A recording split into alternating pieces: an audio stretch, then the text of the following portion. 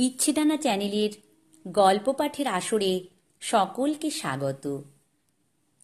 আজকের গল্প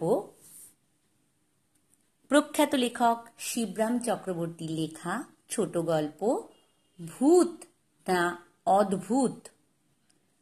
একটা অ্যাডভেঞ্চারের উপন্যাস লিখতে হয়।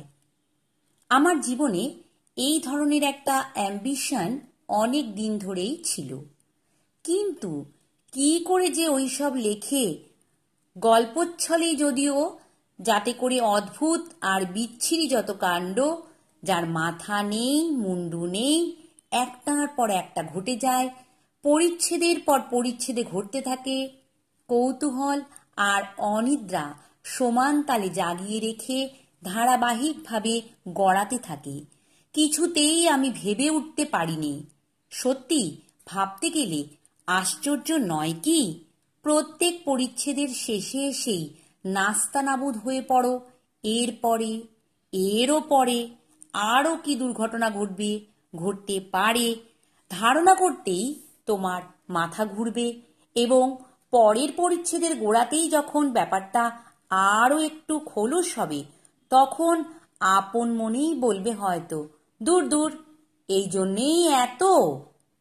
কিন্তু সে যাই হোক, অ্যাডভেঞ্চারের একটা বই লেখার দুরাকাঙ্ক্ষা, অতি দুরূহ আকাঙ্ক্ষা আমার ছিল। কিন্তু কি করে যে মাথা খাটিয়ে ওই রকমের একটা গল্প ফাঁদা যায়, কিছুতেই ঠাহর করে উঠতে পারছিলাম না। সেই আমারই জীবনে যে এমন এক রোমাঞ্চকর অ্যাডভেঞ্চার ঘটবে, কে জানে। একেবারে সত্যিকারের অ্যাডভেঞ্চার, গল্পের বইয়ে ঠিক যেমনটি ঘটে, মাথা মুন্ডহীন নিখুঁত রকমের হুবহু। কেন যে হলো, কি জন্যে যে হলো, এমন কি যে হলো, তাও কিছুই আমি খুঁটিয়ে বলতে পারবো না। কোথায় যে হলো, তাও আমার কাছে ধোঁয়াটে। সেই অ্যাডভেঞ্চারের কেবল একটি পরিচ্ছেদই আমি জানি, সেইটি আমি এখানে বিবৃত করব। তার আগে কি ঘটেছে এবং পরেই বা কি ঘটিতব্য আমার জানা নেই, জানার বাসনাও নেই।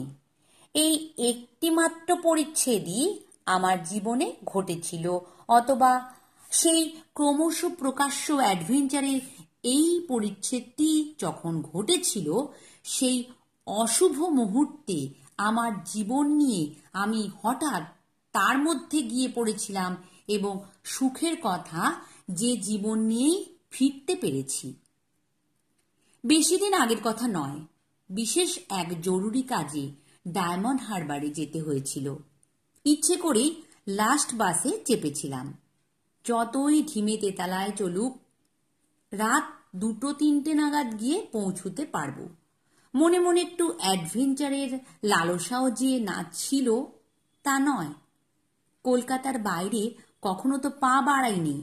রাত দুপুরের পর ডায়মন্ড হারবারের মতো এক অচেনা জায়গায় উতরে, বন্ধুর বাড়ি খুঁজে বের করে, চৌকিদার পুলিশ ইত্যাদির সন্দিগ্ধ দৃষ্টি এড়িয়ে, কড়া নাড়ানাড়ি করে, কিংবা দরজা ভেঙেই বন্ধুকে ঘুম ভাঙিয়ে ডেকে তোলা বেশ একটুখানি অ্যাডভেঞ্চার বৈকি। বাসে আমি একাই যাত্রী। হুসহুস করে বাস চলেছে। কলকাতা থেকে বেরিয়ে অনেক দূর এসেছি বেশ বোঝা যায়। অন্ধকার রাতের ভেতর দিয়ে উত্তাল হাওয়ায় পাড়াগে মেঠো গন্ধ ভেসে আসছে। দুধারে কোথাও আমবাগান, কোথাও বা বাঁশঝাড়, কোথাও চষা ক্ষেত, কোথাও বা খোড়ো ঘরের বস্তি আবছায়ার মতো চোখে এসে লাগে। এরই মাঝখান দিয়ে যেতে যেতে ভীষণ এক ঝাঁকুনি দিয়ে বাসটা থেমে গেল হঠাৎ। কল বিগড়েছে, গাড়ি আর চলবে না জানা গেল। আজকের মতো এইখানেই নিশ্চিন্দি বলতে কি, বেশ একটু ভয় ভয়ই করতে লাগলো আমার। অজানা জায়গায় নির্জন নিশুতিতে কেবলমাত্র ওই ড্রাইভার আর ওই কন্ডাক্টর, ওদের কন্ডাক্ট অথবা ড্রাইভ অকস্মাৎ কি দাঁড়াবে কে বলবে। ওধারে সন্ডা সন্ডা ওই দুজন, আর এধারে নামমাত্র আমি। আমার রীতিমতো হৃৎকম্প শুরু হলো। অবশ্যই নিজেকে আশ্বাস দিতেও কসুর করলাম না। তেমন ভয়ের কিছু না, সত্যি হয়তো কল বিগড়েছে, বেগড়াতেও তো পারে। বেগড়ায় নাকি? পথে ঘাটে আকচারই তো মোটরের কল বেগড়ায় না বলে কই বিগড়ে যায়। কেবল স্থান কাল পাত্র তেমন সুবিধের নয়। আমার মনের মতো নয় বলে কি আর মোটরের কল বেগড়াবে না? বেশ তো আমার আবদার। তাছাড়া এমনও তো হতে পারে যে ড্রাইভারের বেজায় ঘুম পাচ্ছে, গাড়ি টানতে আর রাজি নয়। এবং ঘুম পায় নাকি মানুষের? মোটর চালাতে গেলেও ঘুম পেতে পারে।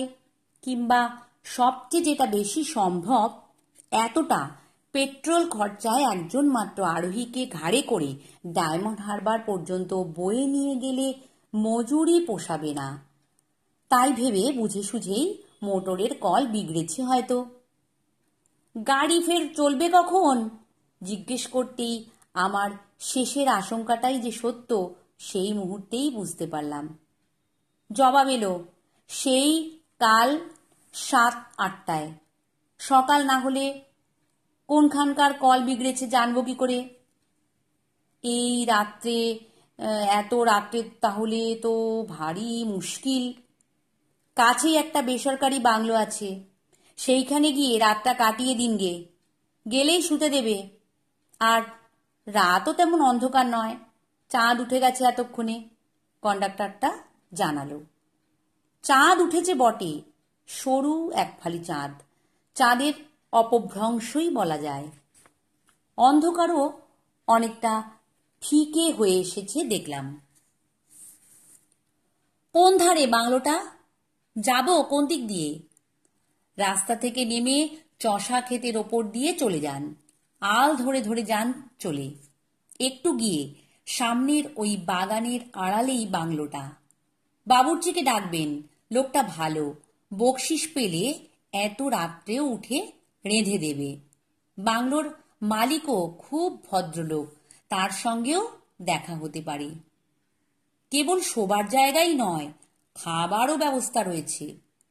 বাসের কল বিগড়ে ভালোই হয়েছে বলতে হবে। একেই বলে বরাত, না চাইতেই বর পাওয়া। যাক, বাস থেকে নেমে রওনা তো দিলাম। চষা জমির ওপর দিয়ে খানাখন্দে না পড়ে, হাত পা না ভেঙে, আল এবং টাল সামলে কোনো গতিকে কেবলমাত্র আকাশের চাঁদের সাহায্যে সেই বাগান ঘেঁষা বাংলোয় গিয়ে তো উত্তীর্ণ হলাম। ভেবে কাহিল হচ্ছিলাম অনেক ডাকাডাকি করতে হবে, বন্ধুর জন্যে যে প্ল্যান আটা ছিল বাবুর্চির ওপরেই প্রয়োগ করতে হবে হয়তো।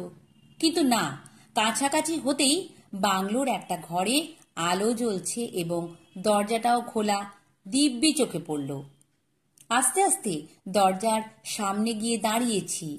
গলা খাকারি দেব কিনা ভাবছি, এমন সময় ও মা, ভয়ানক এক দৃশ্য আমার চোখের সামনে উদ্ঘাটিত হলো। ঘরের মাঝখানে খাটে বসে সেই বাংলোর মালিকই হয়তো, অতিকায় একজন মানুষ, যেমন হৃষ্ট তেমনি পুষ্ট, তবে খুব বোধহয় বলা যায় না, তবে যেমন লম্বা তেমনি চওড়া, পাক্কা 3 মণের কম নয় কিছুতেই। শুধু একটি চুল বাদে সারা মাথায় টাক, সেই চুলটি কেবল খাড়া হয়ে রয়েছে। তার ডান চোখের ওপর কালো একটা ছোপ এবং ডান হাতে পিঠে উল্কি দিয়ে হরতনের টেক্কা আঁকা, এবং তারই মুখোমুখি দাঁড়িয়ে আছে আর এক মুষ্ক লোক, তার হাতে রিভলভার, দোরগোড়াতেই দাঁড়িয়ে। আমি দাঁড়িয়ে পড়লাম দরজার আড়ালেই, চলৎশক্তিহীন হয়ে পড়লাম বলাই ঠিক। মাটিতে হঠাৎ এঁটে গেলাম যেন। সেই 3 মণি লোকটা বলছিল, দেখো, আমাকে মারাটা তোমার ভালো হচ্ছে কি? আমায় মেরো না, এখনো আমার বয়স আছে, দাঁতও রয়েছে, খুব বুড়ো হয়ে পড়িনি এখনো, এখনো আমায় বাতে ধরেনি। চোখে ছানি না পড়তেই মারা পড়ব, সেটা কি খুব ভালো দেখায় বলো? তুমিই বলো। তুমি তামাশা করছো, ঠাট্টা করছো, নয় কি সত্যি সত্যি মারছো না আমায়? হ্যাঁ? পিস্তল হাতে লোকটি খক খক করে একটু হাসলো। হাসলো কি কাশলো বলা শক্ত। হ্যাঁ, মারবো না, তাই বই কি। এত কাণ্ড করে, এত কষ্ট করে শেষটায় তোমাকে না মেরেই চলে যাই আর কি। অমাবস্যার আর্তনাদ বইটা তুমি পড়নি, তাই এই কথা বলছো। ধরো আর মারো, সেই বইটাও তোমার না পড়া রয়ে গেছে মনে হচ্ছে। কিন্তু কি করব, এ জীবনে তুমি আর পড়বার ফুরসত পাবে না। আমি নাচার, নাও প্রস্তুত হও। এই বলে তিনমণি সেই লোকটাকে প্রস্তুত হবার কিংবা দ্বিতীয় কোনো কথা বলবার অবকাশ না দিয়েই গ্রুম গ্রুম গ্রুম সেই মুষ্কো লোকটার মৃতদেহ লুটিয়ে পড়ল মাটিতে, এবং আমিও ধূপ করে বসে পড়লাম সেইখানেই। পিস্তল হস্তে লোকটার নজর আমার দিকে পড়ল। কে হে? তুমি আবার কে এসে জুটলে হে এখানে? গোয়েন্দা টোয়েন্দা নাও তো? আজ্ঞে না, ভয় ভয় বলি। বেশ সবই নয়, এমনি এসে পড়েছি, একেবারেই দৈবাত। এমনি এসে পড়ে নাকি মানুষ? গল্পের বইও তো এসে পড়ে, বহুত পড়া গেছে। আপনার ওই বই দুটোতেও কতবার এসে দেখতে পাবেন। তবে যদি বলেন, অনুমতি করেন যদি, তাহলে এখান থেকে চলে যেতেও পারি, এক্ষুনি যেতে পারি। সে বিষয়ে আমার কোনো খুব একটা অনিচ্ছা নেই। হ্যাঁ, চলে যেতে বললেও নিতান্ত অপমানিত বোধ করব না। বলতে বলতে আমি উঠে পড়ি। হুম, সেটি হচ্ছে না। যখন এসেই পড়েছ তখন তার অঙ্গুলি হেলনে, পিস্তল হেলনে বললেই যথার্থ হবে, আবার বসে পড়তে হলো। তাহলে যদি আপনার অভিরুচি হয়, নেহাত আপত্তি না থাকে, আবার আর্জি শুরু হয় আমার। আপনি আমাকে মারতেও পারেন, এ পিস্তল দিয়েই মারতে পারেন। আমার তেমন খুব অরুচি নেই, যদিও আমার দাঁত পড়েনি, তবে বাদ ধরেছি কিনা বলতে পারবো না। তবু যে কারণেই হোক, বাঁচতে আমার আর উৎসাহ নেই। বেঁচে কি হবে? বেঁচে লাভ? আপনার উল্লিখিত এ বই দুটো আমি পড়েছি, এই সেদিনই তো পড়লাম। তবে পড়বার পর থেকেই আমার বাঁচবার স্পৃহা লোপ পেয়েছে। সেই বই থেকে জানা যায়, এরকম স্থান কালে মারাই উচিত এবং মরাটাই বাঞ্ছনীয়। এরকম সুযোগ হাতছাড়া হতে দেয়া ঠিক নয়, আপনারও না, আমারও না। একবার ফসকালে আর আসবে কিনা কে জানে। এরকম সুযোগ কটা আসে জীবনে। এরকম অবস্থায় মরতে পারলে কেউ না কেউ আমাদের এই অ্যাডভেঞ্চার লিখে ফেলবেই, আর মরে অমর হতে কে না চায়। তার ওপর মেরে হতে পারলে তো আর কথাই নেই। ওহো, মরা অত সহজ নয় হে ফাজিল ছোকরা। অমর হওয়া অত সস্তা নয়। আর কি পেয়েছ নাকি? যেখানে আছো সেখানে চুপটি করে বসে থাকো। আমাকে ভাবতে দাও আগে। এক রাতে একটা খুনি যথেষ্ট কিনা ভেবে দেখি। যদি মনে হয় আরও একটা হলে নেহাত মন্দ হয় না, তখন না হয় তোমাকে দেখা যাবে। হত্যা হাহাকার বইটা তুমি পড়েছ নাকি? ওটাতে এক রাত্রে কটা খুন ছিল? ওই বইটা আমি অনেক খুঁজেছি, কিন্তু বাজারে পাইনি। কার লেখা তাও জানিনি। কার লেখা জানো? আগে আমি লিখিনি। অ্যাডভেঞ্চার আমার বড় আসে না। ফের বাজে কথা। অমন করলে, কথার ওপর কথা বললে, এরকম বাজে বকলে, খুন না করেই, হ্যাঁ বলে দিচ্ছি, খুন না করেই গলা ধাক্কা দিয়ে তাড়িয়ে দেব তোমায়, সোজা তাড়িয়ে দেব। মনে থাকে যেন। অমর হওয়ার পথ চিরদিনের মতো রুদ্ধ করে দেব। ভয় পেয়ে আমি চুপ মেরে গেলাম। অনেকক্ষণ চুপচাপ। মুষ্কো লোকটা আপন মনেই বলতে থাকে হঠাৎ, আচ্ছা, এক কাজ করলে কেমন হয়? এর মুন্ডুটা কেটে নিয়ে সেই কাটা মাথাটা ম্যাজিস্ট্রেটকে দিয়ে প্রেজেন্ট করলে কেমন হয় স্ট্রেট একেবারে ম্যাজিস্ট্রেটকে। কোনো অ্যাডভেঞ্চারের বইয়ে ওই রকমটা ঘটেছে কি ওহে? ও পড়েছ নাকি? কে কোনো বইয়ে? আমাকে উদ্দেশ্য করি হাঁক ডাক তা বেশ বুঝতে পারি, অগত্যা বলতে হয়, ঘটার বিচিত্র কি, এরকম তো ঘটেই থাকে, না পড়লেও বলে দিতে পারি। আহ, বড্ড তুমি বাজে বকো। বলছি না যে আমার বকিও না, ভাবতে দাও আমায়। এরপর সেই হত্যাকারী ভদ্রলোক একেবারেই ভাবনা সাগরে নিমগ্ন হলেন। ভেসে উঠলেন সেই ভোরবেলার দিকে। বাবুর্চি এসে পড়তেই ভেসে উঠতে হলো। বাবুর্চির হাতে ব্রেকফাস্টের ট্রে, তাতে টোস্ট, রুটি, মাখন, চা, ডিম। স্বর্গীয় মোটা লোকটির জন্যই আনা হয়েছিল বেশ বোঝা যায়। দরজার বাইরে ওইভাবে বসানো আমাকে এবং দরজার ভেতরে সেই মুস্কো লোকটিকে দেখেই বাবুর্চির মুশকিল ঠেকেছিল।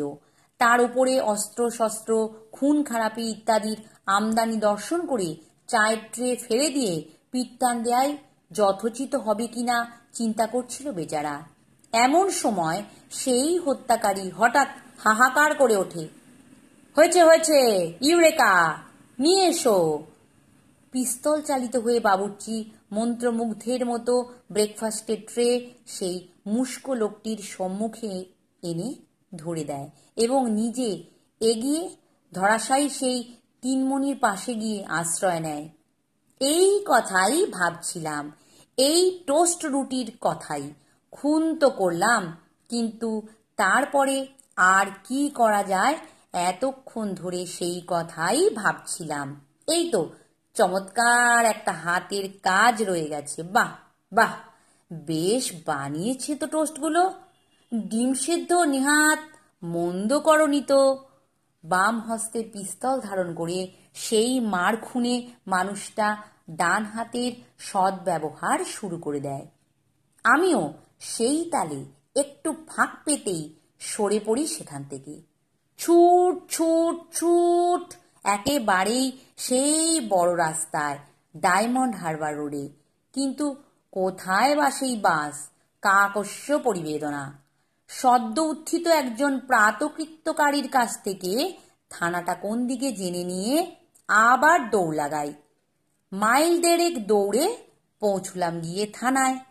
এক ছুটেই উঠলাম গিয়ে থানার উঠোনে।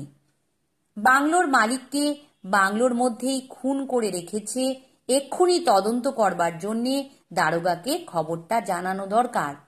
হন্তদন্ত হয়ে এক্ষুনি গেলে, এখনো গেলে হাতে নাতে খুনেটাকে পাকড়ানো যায় হয়তো। পাহাড়লার ইঙ্গিতে বুঝলাম দারোগাবাবু অফিস ঘরেই। এক লাফে ধাপকটা টোপকে দরজা ঠেলে অফিস ঘরে ঢুকলাম। ঢুকে কি দেখলাম? দেখলাম দারোগাবাবুটি যেমন লম্বা তেমনি চওড়া, বেশ হৃষ্টপুষ্ট ভদ্রলোক।